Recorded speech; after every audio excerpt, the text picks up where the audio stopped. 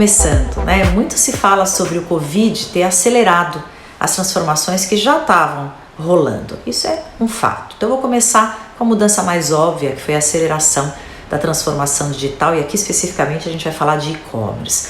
Então em março, quando quase todo o varejo físico essencial parou, fechou, né, no mundo todo, isso gerou uma mudança veloz no cenário do comércio eletrônico. Então muitas marcas foram rápidas em trazer soluções, por exemplo, abrir canal digital para que os vendedores da loja física pudessem manter relacionamento com seus clientes. Tinha gente que já estava aberto, quem não estava correu e fez bem. Porque de acordo com o Compre e Confie, alguns números para trocar com vocês, o hábito de compra pela internet ganhou uma força tão expressiva que fez o e-commerce crescer mais de 70%, faturou 27 bilhões no período de 24 de fevereiro a 24 de maio desse ano. E o Brasil registrou um aumento médio de 400%, gente, 400% no número de lojas que abriram o comércio eletrônico por mês durante o período da quarentena. Então, segundo a ABECOM, até o começo das ações para conter o coronavírus no país, o início da segunda, que foi o início da segunda quinzena de março, a média era de 10 mil aberturas por mês. Esse número saltou para 50 mil aberturas mensais logo após que foi decretado o isolamento social.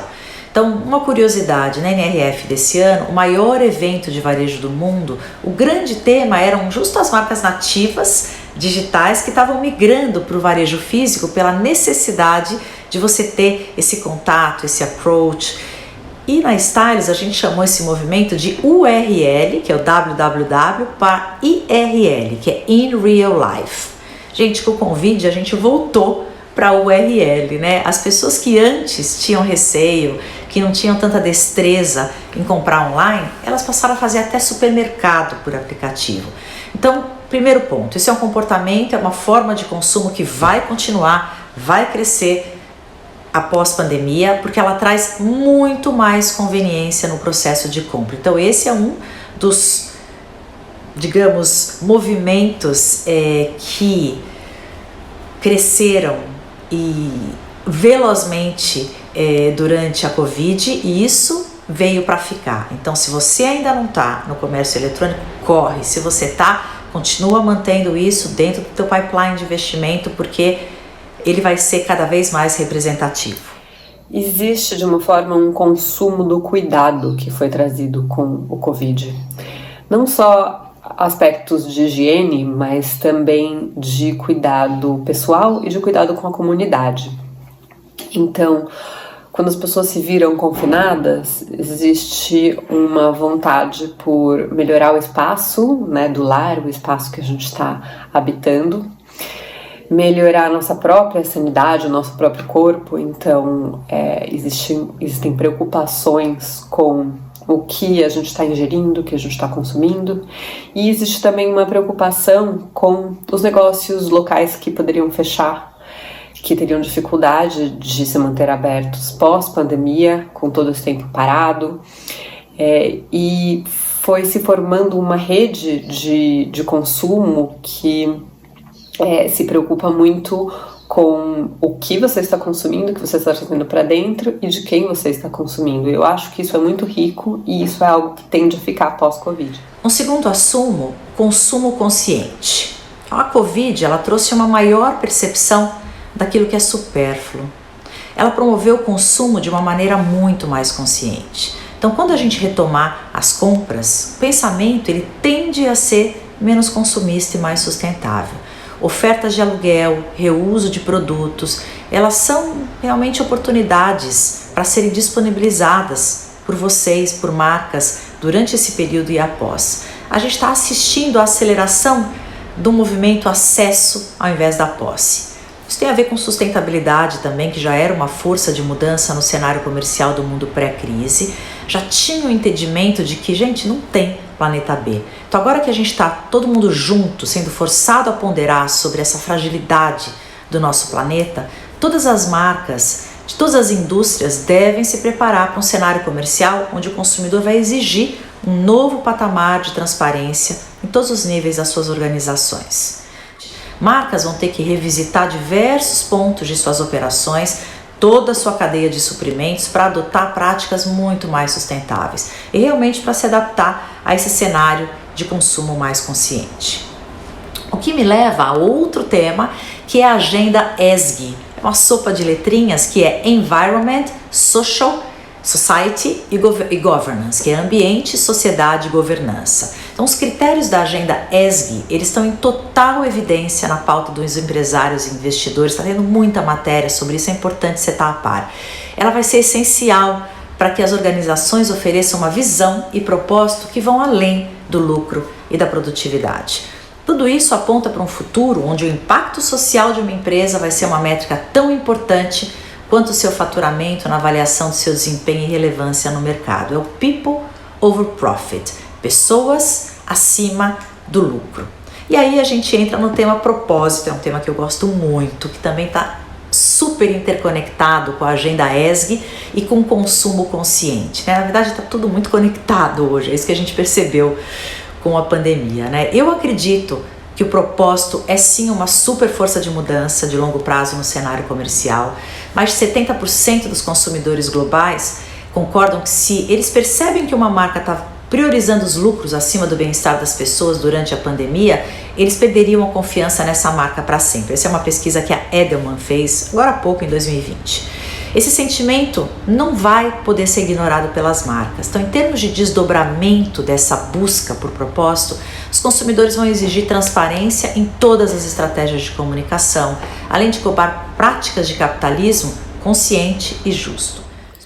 A gente precisa pensar tanto nos elementos da indústria como a sazonalidade, a sua cadeia, o descarte, a pertinência, a qualidade, quanto o seu tamanho e o que precisa ser de fato feito em larga escala. Então, eu acredito que para justificar uma indústria grande, né, fábricas, uma infraestrutura grande, ela vai precisar de muita tecnologia. Eu acho que a moda em grande escala ela tende a ficar muito mais tecnológica e ela também tende a ser mais pulverizada em escalas menores e mais de vizinhança, mais locais, com saberes mais artesanais, mais pessoais.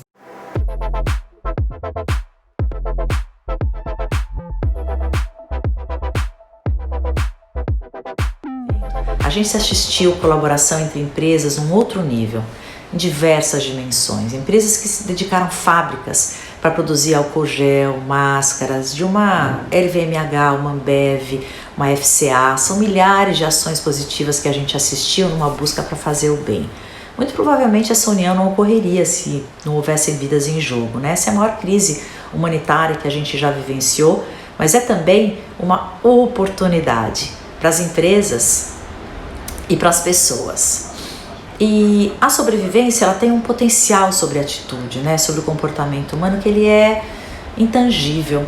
Então, desde empresas concorrentes que se juntam em pró do bem comum, porque já tem um entendimento de que sozinho as empresas não vão conseguir promover as mudanças necessárias. Isso é espetacular, né? É isso que a gente precisa mesmo agora. É esse tipo de colaboração multi-indústria que vai ajudar a gente a passar por essa guerra com o menor número possível de fatalidades. Então a gente viu Boticário, Natura, Avon, Unilever, só para citar algumas, doando milhares de produtos de higiene.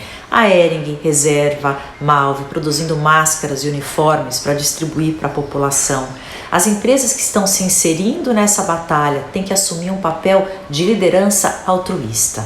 Você, como executivo, como empresário, tem que se certificar de que seus objetivos estão de fato alinhados com o propósito de ajudar vidas. Esse sim é o maior ROI, é o maior retorno sobre investimento para qualquer empresa nesse momento. A valorização do local também é um movimento que cresceu com a pandemia. Um outro assunto, mas a gente foi da globalização para a localização. É um sentimento bairrista de valorizar o comércio, as tradições locais, junto com o entendimento de que a gente precisa ficar mais independente dos recursos externos. É a globalização reversa, que pode ser um ponto super positivo para toda a manufatura aqui do estado de Santa Catarina. Uma coisa para prestar atenção, eu diria que talvez o marketing de influência. Os influenciadores, as celebridades, elas estão cada vez menos ligadas àquela coisa mais egóica, né? De, olha, eu sou perfeito, meu mundo, sou uma pessoa belíssima. E ele está cada vez mais relacionado com o expertise particular daquela pessoa em relação a algum tema que ela estuda, no qual ela está inserida. Então, eu acho que tem muito a se pensar sobre o marketing de influência, como serão os influenciadores do futuro e também as recomendações de forma geral, né, de pessoa para pessoa. A gente, né, para quem a gente dá confiança, para quem a gente pede opinião. Então, eu acho que tem bastante para explorar neste sentido, nesse caminho. Então, numa era onde as profissões são maleáveis, a gente vai ter cada vez mais jornadas de trabalho imprevisíveis, rendas que são oscilantes, mudanças na dinâmica mesmo da comunidade, né? Onde as fronteiras entre trabalho e vida pessoal, elas já estavam bem embaçadas, né? E agora essa realidade é maior do que nunca, né? Realmente é o fim da tua rotina de trabalho. Talvez você já tenha ouvido falar na gig economy. A gig economy é o trabalhador sem vínculo empregatício, são empregos temporários, são os freelancers, né? É a substituição do emprego convencional com horário em trabalho fixo, escritório da empresa, que está sendo substituída por relações mais fluidas. Algumas teorias de futuro do trabalho dizem que daqui a 10 anos todos seremos gig economy, sem relações trabalhistas, seremos especialistas em diversas atividades e as empresas que existirem vão ser formadas só por trabalhadores da gig economy. Então a próxima geração de trabalhadores, que são as crianças de hoje, elas podem se preparar para ter 40 empregos em 10 carreiras diferentes ao longo das suas vidas, o que quer dizer que o emprego à base de portfólio, onde as pessoas trabalham em vários empregos ao mesmo tempo, ele vai ser a norma, gente. No futuro, a gente vai ser todos PJFs, que é pessoas jurídicas e físicas. Para terminar essa conversa, uma das mudanças mais radicais que rolaram foi o trabalho remoto, né? Acho que afetou a maioria de vocês aqui, né? É o Anywhere Office, o office de qualquer lugar. Então, modos de trabalho ágeis já estavam transformando a cultura do trabalho moderno, né? Isso é uma consequência direta da gig economy. Então, tem também o desejo das pessoas de passarem mais tempo longe dos seus ambientes de trabalho tradicionais. E graças à comunicação instantânea e todas as ferramentas de colaboração em nuvens, essa abordagem estava se tornando cada vez mais acessível. Segundo uma pesquisa da Gallup de 2017, a força de trabalho móvel global ela aumentaria para quase 2 bilhões até 2022. Então isso representa 42% da nossa força de trabalho global. Então a Covid ela interrompeu radicalmente a nossa vida profissional com os funcionários em todo o mundo sendo solicitados a trabalhar em casa, né, do work from home, para facilitar a sua progressão. Então essa foi uma das maiores mudanças aceleradas pela pandemia, que foi o espaço físico, né? Hoje o trabalho pode ser feito a qualquer hora, de qualquer lugar, né? Então o conceito de força de trabalho líquida, ela vai precisar de espaços físicos que também são líquidos para atender a qualquer demanda de qualquer pessoa a qualquer hora, né? Então mais do que home office, é o remote office. Se no passado o escritório era funcional e ele fornecia as ferramentas que o colaborador precisa para realizar o seu trabalho, com pouca interação, no futuro a gente vai ter o escritório líquido. O que é? São espaços ágeis para trabalhos distribuídos, são estruturas híbridas, que é o digital e o físico, e o design totalmente centrado no ser humano. Algumas empresas, gente, já anunciaram que manterão trabalho remoto até pelo menos janeiro de 2021. Google anunciou que até julho de 2021. E a XP, por exemplo, anunciou que ela não só vai desativar o seu escritório em São Paulo, mas ela vai migrar para uma estrutura híbrida no interior de São Paulo, com espaço para entretenimento, hotel, um lugar que vai além de ser um espaço para trabalhar, né? Um lugar onde você vai encontrar colegas, vai socializar, vai estabelecer conexões e fortalecer a cultura da empresa e o espírito de time. Então aqui como mensagem final, tem uma frase que eu amo, que é: as certezas envelhecem. Então você tem que ter um mindset de startup. Eu acho que essa foi a grande mudança, né? Um mindset de empreendedor. Estabelecer uma cultura de mudança permanente na tua empresa, na tua vida também. Então, sabe aquela lei de Darwin, que é o que sobrevive não é o maior, o que sobrevive é o que mais rapidamente se adapta às mudanças. Essa é a nova regra.